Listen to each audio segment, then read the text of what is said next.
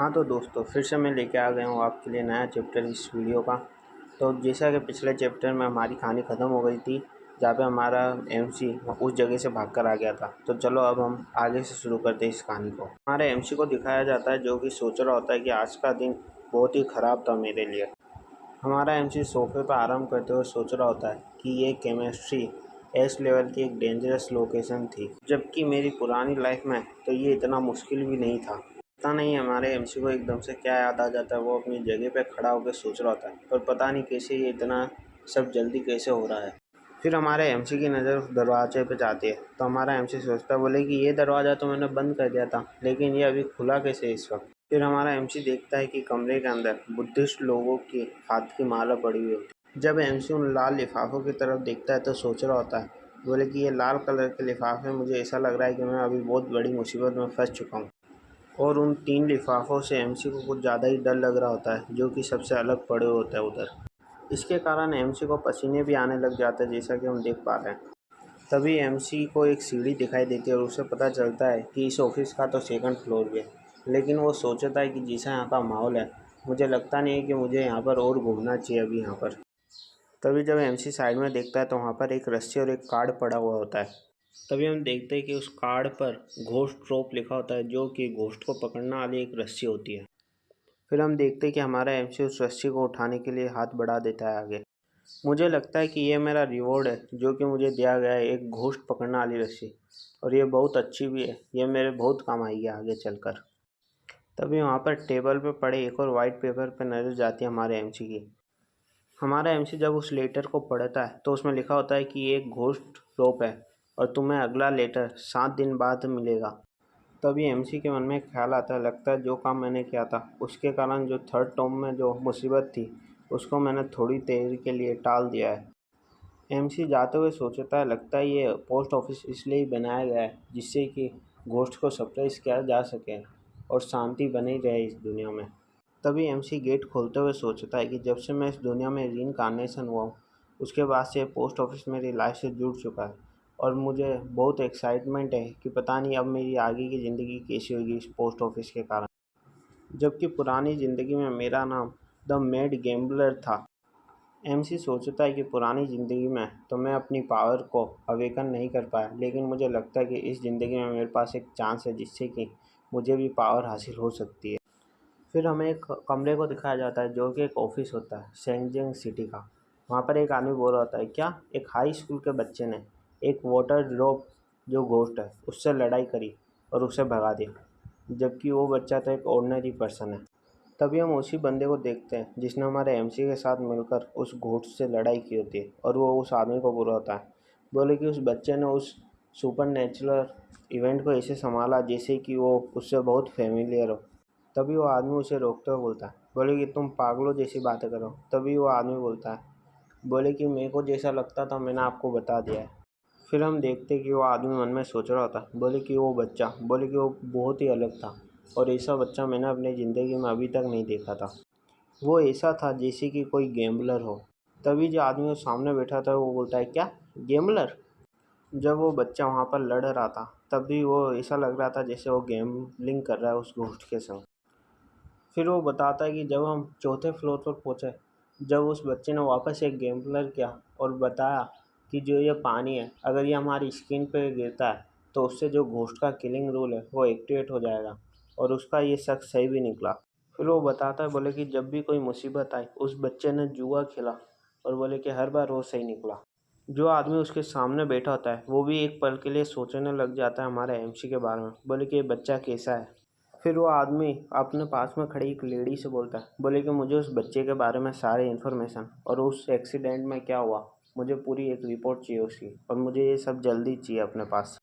हमारे एमसी के संग जो बंदा था उस समय वो फिर बोलता है, बोले कि सारी रिपोर्ट है ना हेवनली टीम को बोलो वो निकालेगी। तब वो सामने वाला बंदा होता है, बोले कि नहीं, बोले कि वो लड़का जो भी जीनियस भी हो लेकिन है तो वो एक ऑर्डिनरी पर्सन, और जो जिसको मैंने इन्फॉर्मेशन निकालने के लिए दी है वो आराम से उसकी इन्फॉर्मेशन निकाल देगी। बोले कि हेवनली टीम की ज़्यादा ज़रूरत नहीं अभी। तभी सामने वाला बंदा हमारे हरे बाल वाले बंदे को बोल देता है, बोले कि तुम्हें इसके बारे में ज़्यादा सोचने की ज़रूरत नहीं है। तभी हम देखते कि हरे बाल वाले बंदे को उसके जो सामने बंदा होता है उसके अंदर हमारे एमसी की झलक दिखाई जाती है और वो बताता है कि वो बंदा मुझे बिल्कुल कैप्टन जैसा लग रहा था। तब हमें पता चलता है कि वो जो ब्लू बाल वाला बंदा था वो तो कैप्टन था इसका। फिर कैप्टन बोलता है, बोले कि तुम दिन में सपने देखने बंद करो और अपनी जो दूसरी एबिलिटी है उसको अवेकन करने में ध्यान दो और उसे जल्दी से जल्दी हो सके तो अवेकन कर लो, वरना जो तुम्हारी बॉडी है ये 2 मंथ के बाद तुम्हारा साथ देना छोड़ देगी। हमारे एमसी को दिखाया जाता है जो कि सो रहा होता है और सोच रहा होता है, बोले कि मैं अब आज तो स्कूल जाऊंगा नहीं, क्योंकि कल जो एक्सीडेंट हुआ है उसके बाद मुझे लगता नहीं कि मेरा स्कूल जाना ठीक होगा। अभी मैं मेरी पुरानी लाइफ में रोज़ ही बिजी रहता था, क्योंकि मैं हर दिन एक सुपर नेचुरल इवेंट को अटेंड करता था, जिसके कारण मैं अपना दिमाग से अपना कंट्रोल खो रहा था। तभी कोई दरवाजे को बजाता है तो हमारा एमसी उसकी तरफ बढ़ने लग जाता है। जब हमारा एमसी दरवाजे के पास आता है तो उसे आवाज़ आती है कि कुछ लोग बोल रहे होते हैं, बोले कि ये कैप्टन का ऑर्डर है और ये बंदा जल्दी बाहर क्यों नहीं आता है। तभी हम एक टकले बंदे को देखते हैं जो कि हमारे एमसी से पूछता है, क्या तुम्हारा नाम वांगे है। तभी हमारा एमसी बोलता है, हाँ मेरा नाम वांगे है। फिर हमारा एमसी फ्रिज में से कुछ निकालने के लिए चला जाता है। जब ये टकला बंदा बोलता है, क्या तुम जानना नहीं चाहते कि मैं कौन हूँ। तभी हमारा एमसी बोलता है, बोले कि उससे क्या फ़र्क पड़ता है, बोले कि तुम अभी बता ही दोगे कि तुम कौन हो, कहाँ से आए हो, सब कुछ। एमसी दारू पीते हुए सोचते हुए देखता है और सोचता है, बोले कि मेरी पुरानी ज़िंदगी में मेरे पास बहुत कॉन्टैक्ट थे हेवनली टीम के, और बोले कि इस कारण मेरी इनसे जान पहचान भी बहुत थी। टकला बंदा अंदर आते हुए बोलता है कि मेरा नाम सन क्वेन है और मैं हेवनली टीम का मेंबर हूँ। तभी हमारा एमसी बोलता है, हेवनली टीम ये क्या है। एमसी सोचता है, बोले कि अभी तो मैं एक स्कूल का नॉर्मल स्टूडेंट हूँ, तो बोले कि अभी हेवनली टीम को मेरे से क्या काम है। और बोले कि मुझे इससे सावधान रहना पड़ेगा, क्योंकि ये बहुत ही सीक्रेट ऑर्गेनाइजेशन है और इनको पता लग जाएगा मेरे रीबर्थ का ऐसे तो। फिर हमें हेवनली टीम के बारे में इंफॉर्मेशन दिखाई जाती है। फिर वो बंदा खुद ही हमारे एमसी को ये सब बोल के बता देता है कि हमारी टीम ऐसी है वैसी है, क्या काम करती है, कैसे करती है, वो सब। एमसी बोलता है, लेकिन मैं तो एक आम सा बच्चा हूँ।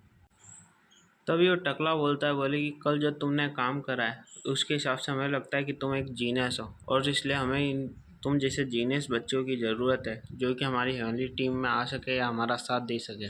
तभी हमारा एमसी बोलता है कि मुझे पावर पैसा इन सब से कोई मतलब नहीं है, और तुम्हें क्या पता, बोले कि एक घोस्ट के किलिंग रूल को पता लगाना कितना मुश्किल है, और क्या पता वो कभी गलत भी निकल सकता है। फिर हमारा एमसी बताता है कि घोस्ट टूल इतने खतरनाक होते हैं कि अगर किसी को कोई घोस्ट टूल का इस्तेमाल करके कोई वीडियो भेजे और अगर वो उसको देख ले तो उसी समय वो बंदा अपनी जान भी ले सकता है और मारा जा सकता है। तभी वो बंदा बोलता है, तुम्हारी बात तो कहने की सही है, लेकिन फिर वो सोचता है मन में, बोले कि ये बंदा, बोले कि मेरे हर सवाल का जवाब, बोले कि एक सटीक तरीके से दे पा रहा है। तभी वो टकला बंदा बोलता है कि तुम्हारी सारी बातें सही है और मैं नहीं चाहता कि तुम मेरी वजह से अपना डिसीजन बदलो, लेकिन क्या तुम मेरे संग कहीं चल सकते हो। तभी हमारा एमसी हाँ बोल देता है उसे। फिर हमारा एमसी टकले बंदे से बोलता है, मैं तुम्हारे साथ चल तो लूँगा, लेकिन मेरी एक कंडीशन है कि मुझे किसी की एडवांस इन्फॉर्मेशन चाहिए। तभी हमारा एमसी उस टकले बंदे से बोलता है कि मैं तुम्हारे संग जहाँ पे चल रहा हूँ वो तो ठीक है, लेकिन मुझे जो तुम काम दोगे वो भी एक बार के लिए मैं कर भी लूँगा, लेकिन उससे मेरी ताकत बढ़नी चाहिए। और फिर वो सोचता है, बोले कि 7 दिन बाद मुझे वापस एक और लेटर मिलने वाला है, तो अगर मैं इनसे इन्फॉर्मेशन मांगता हूँ तो वो काम आसान रहेगा मेरे करने के लिए।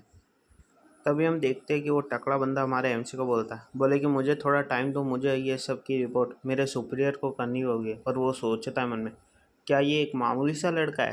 तभी वो टकला बंदा हमारे एमसी को बोलता है, बोले कि जैसा तुमने कहा था वैसा सारा काम हो चुका है और जो असाइनमेंट है वो भी बी रैंक का है, जो तुम्हारी एबिलिटी के हिसाब से है।